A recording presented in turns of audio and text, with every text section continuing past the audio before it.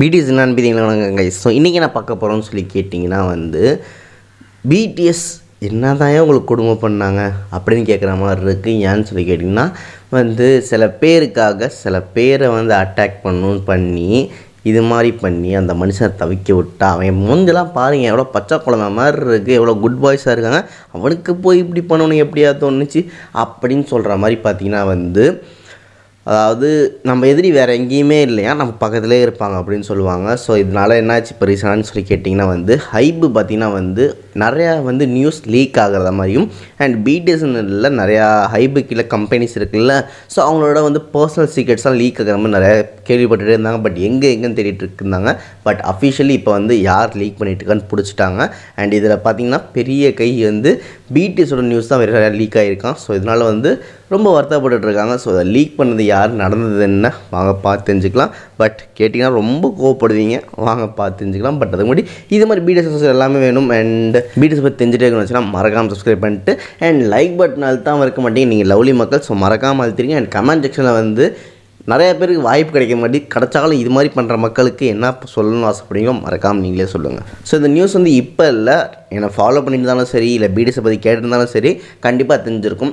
So பார்த்திங்கன்னா பிடிஎஸை பற்றி ரீசெண்டாக நிறையா நியூஸ் 1-2 இல்லை எக்கச்சக்கமாக நியூஸ் லீக் ஆகிட்டு. அதாவது பார்த்திங்கன்னா பிடிஎஸோட என்னென்ன ஃபேவரட்டாக சரி, பிடிஎஸோட பொருள் என்ன இருக்கட்டும் சரி, அண்ட் அதை தாண்டி இதெல்லாம் லீக் ஆகலாம் பரவாயில்ல. அதாவது ஃபேன்ஸ் சிம்பிளாகவே பார்த்திங்கன்னா பிடிஎஸ்க்கு என்ன பிடிக்கும் எது பிடிக்கும் தெரிஞ்சுப்பாங்க, அது வேறு மேட்ரு.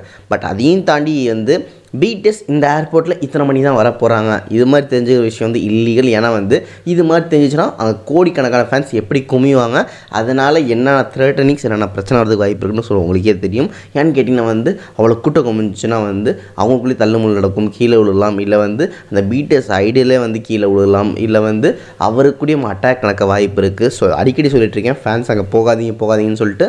ஸோ அது மாதிரி கூட்டம் சேர்றதுக்கு ரீசன் பார்த்திங்கன்னா இவங்களுக்கு முன்னாடியே அவங்க எங்கே வராங்கன்னு தெரியுறது. அண்ட் அது மட்டும் இல்லாமல் அவங்க secret personal numbers and airport flight tickets so இது மாதிரி இருக்க டீட்டெயில்ஸாக நிறைய விஷயத்த பர்சனலாக வச்சுருந்தாங்க.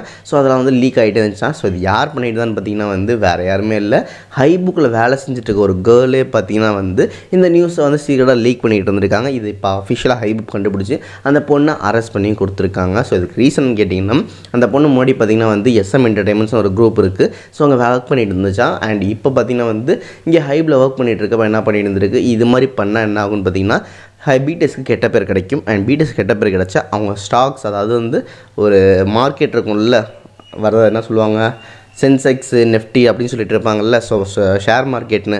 ஸோ அதில் பார்த்திங்கன்னா இவங்களுக்கு பெருமை கெட்டு போகிறதுனால இவங்களுக்கு லாஸ் நிறையா நடக்குமா.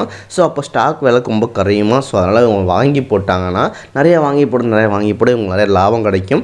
அண்ட் ஃப்யூச்சரில் பார்த்திங்கன்னா முடிஞ்சால் நிறைய லாபம் கிடைச்சனால ஹைப்பே உங்களால் வாங்கிறதுக்கு ஒரு வாய்ப்பு இருக்குது. ஸோ அதை தான் இவங்க பண்ண பார்த்துருக்காங்க.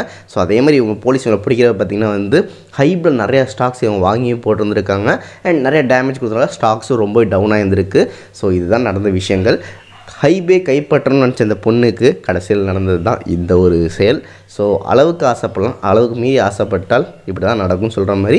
அதை தாண்டி ஒரு நல்லவனுக்கு கேட்டு செஞ்சால் தனக்கே கேடு வரும்னு சொல்கிறதுக்கு மாதிரி எக்ஸாம்பிள் இதுதான். பிடிஎஸ் 7 இருந்தவங்கள போய் நிறைய நியூஸஸ் லீக் பண்ணி விட்டு அவங்கள மாட்டி விட்டு அண்டு பார்த்திங்கன்னா நிறைய துன்பம் கொடுத்தனால இப்போ அவங்களே ஜெயிலில் உட்காந்து கம்பியாக ஒரு நல்ல காற்றில் வேடிக்கை பார்க்க போகிறாங்க, ஜெயிலில் உட்காந்து கஷ்டப்பட போகிறாங்க. அவ்வளோதான் இந்த நியூஸ். ஸோ இதை கேட்டதுக்கப்புறம் எத்தனை பேர் யோசிக்கிறீங்க, ஆமாம் ஹைப் ஒன்றுமே பண்ண மாட்டாங்கன்னு நினச்சிருந்தோம், அட்லாஸ்ட் இப்படி ஒரு சிறப்பான தரமான சம்பளம் பண்ணிட்டு இருக்காங்களே, இந்த ஹேட்டர்ஸ் எப்போ பிடிக்க போகிறாங்க அப்படின்னு எத்தனை பேர் யோசிங்க சொல்லிட்டு மறக்க கமெண்ட்ஸில் சொல்லுன்னு சொல்லிட்டு இந்த நியூஸ் ஷேர் பண்ண விட போகிறது தான். Ajay love you all, tata by.